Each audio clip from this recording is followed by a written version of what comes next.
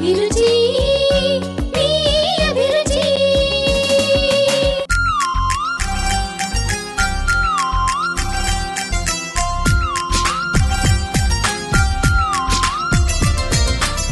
మునక్కాడ కుర్మా కావాల్సిన ఐటమ్స్ ఏంటో ఇప్పుడు చూద్దాం. ఉడికించిన మునక్కాడ ముక్కలు 1 కప్పు, ఉడికించిన బంగాళాదుంప ముక్కలు 1 కప్పు, ఉల్లిపాయ paste 1/2 cup, tomato paste 1/2 cup, జీడిపప్పు పేస్ట్ 1/2 కప్పు, పచ్చి కొబ్బరి ముక్కలు 1/2 కప్పు, గసగసాలు 3 టేబుల్ స్పూన్లు, వెన్న 2 టేబుల్ స్పూన్లు, గరం మసాలా 1 టీ స్పూన్, పసుపు చిటికెడు, కొత్తిమీర కొద్దిగా, ఉప్పు తగినంత, కారం తగినంత, తరిగిన పచ్చిమిరపకాయలు 3, నూనె 4 టేబుల్ స్పూన్లు.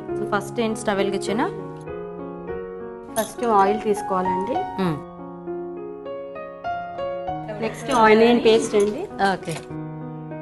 కొంచెం పసుపు వేసుకోవాలండి. దీంట్లో పచ్చిమిర్చి, ఇది కొబ్బరి గసాలు కలిపిన పేస్ట్ అండి. ఇప్పుడు కాజు పేస్ట్ అండి.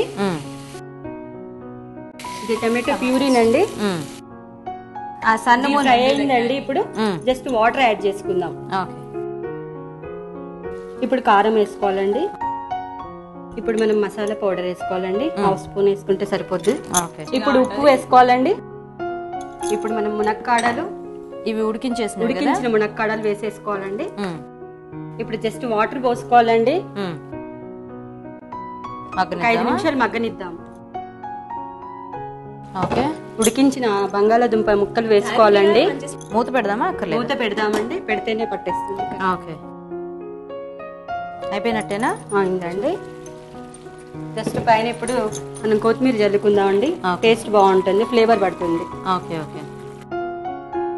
జస్ట్ బటర్ వేస్తానండి, గార్నిష్ పర్పస్ అండి.